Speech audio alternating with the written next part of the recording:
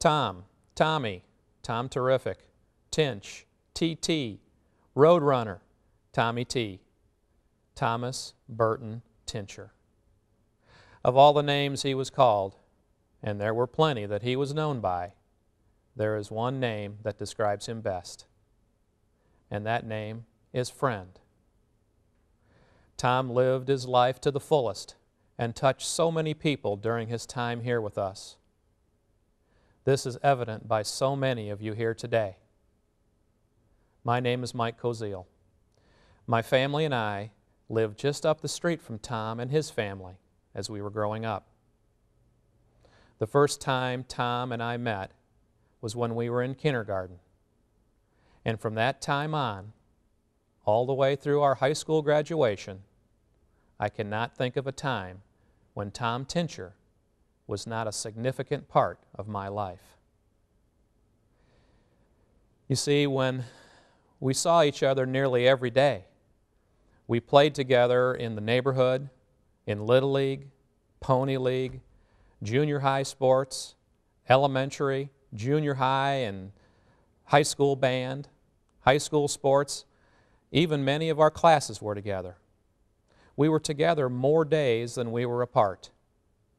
We didn't live under the same roof, but Tom was like a brother.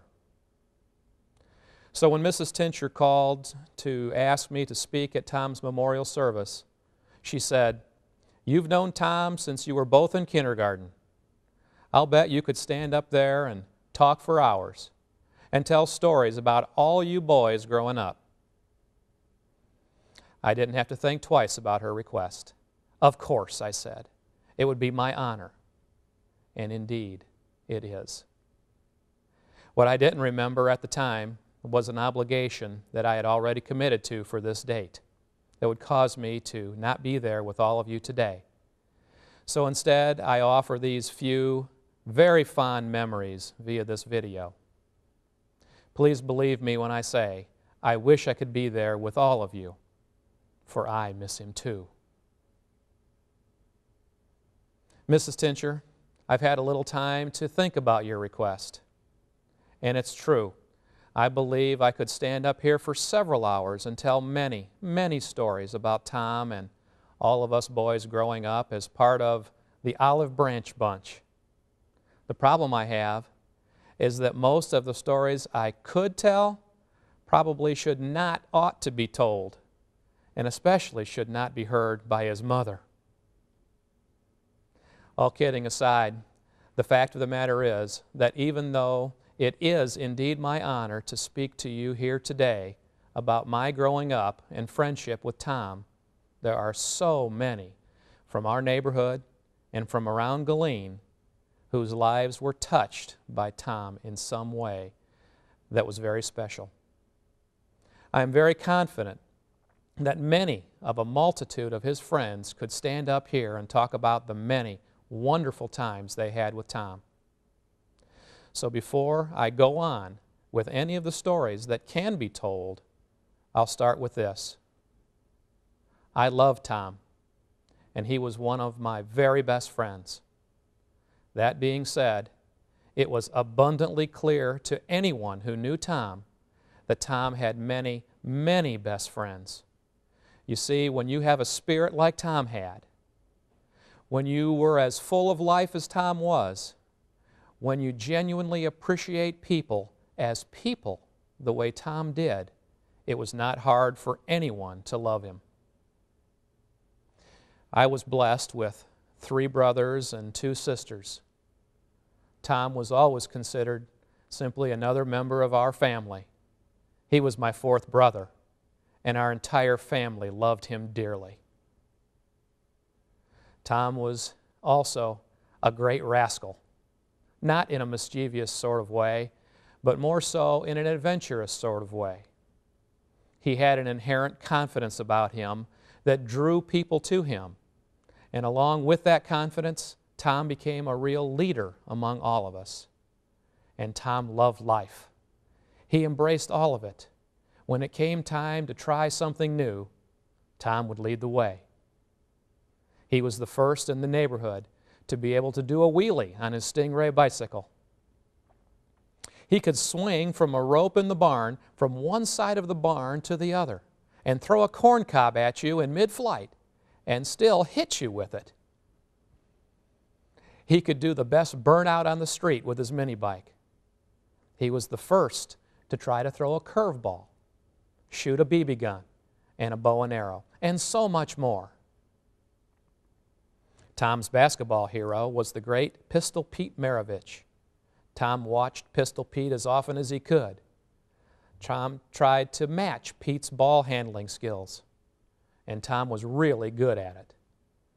He was the first to dribble a basketball behind his back and between his legs, long before it was as popular as it is today. Tom was also the fastest kid in school. That's how he got the nickname Roadrunner. He was also the most popular kid in our class, and all the girls thought he was cute. That alone was a good reason to hang around him. But all that aside, when I think back on growing up with Tom, I can't help but think of Little League Baseball and all those years of winning championships. Our team was the White Sox. Tom was our shortstop.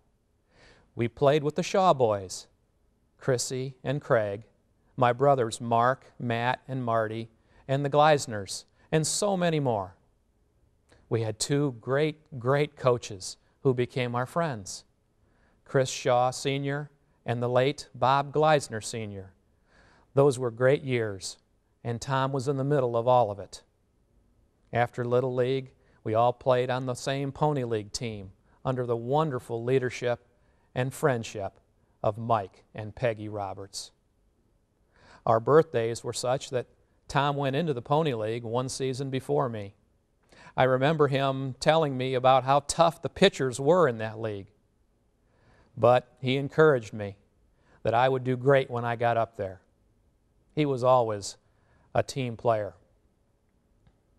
And I can't help but thinking of playing neighborhood softball at Walt and Lila Truan's.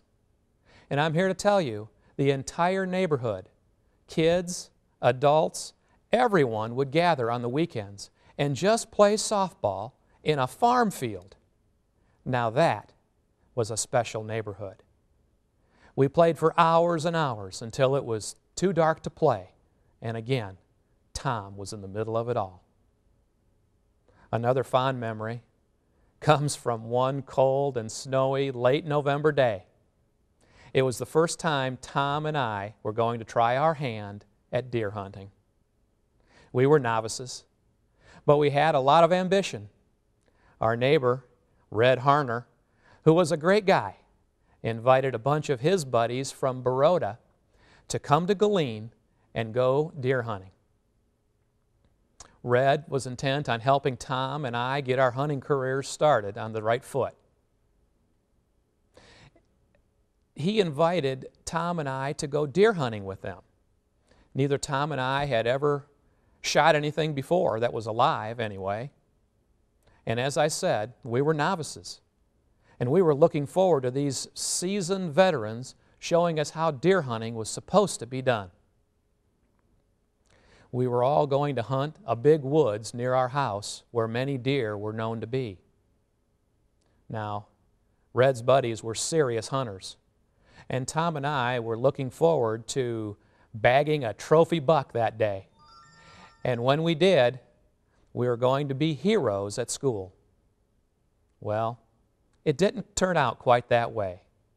We'd been at it for a couple of hours with no results.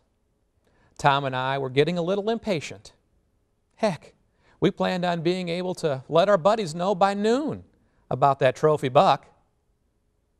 Well, I'm not exactly sure how things deteriorated so fast, but it wasn't long after that when we were challenging these great hunters to find out who was the best shot. And they took the bait. We shot trees, tin cans, fence posts, everything but a deer. I think it's fair to say that if there was a deer anywhere within 5 miles of us, it was laughing at us. We had a great time, and we really shot up the woods. And by the way, when we asked these great hunters from Baroda if they were coming back to try it again the next day, they said they were busy. As a matter of fact, for some reason, they never came back to hunt with us ever again. In the end, we did learn a lot from these guys. We learned that they were great cussers, and we learned that they were really good at telling big whoppers. So, as Mrs. Tincher presumed, I could go on and on about a great many things that occurred while we were growing up. A few final memories that must be mentioned would include our time in the band. We were in the concert band, the marching band, and the stage band.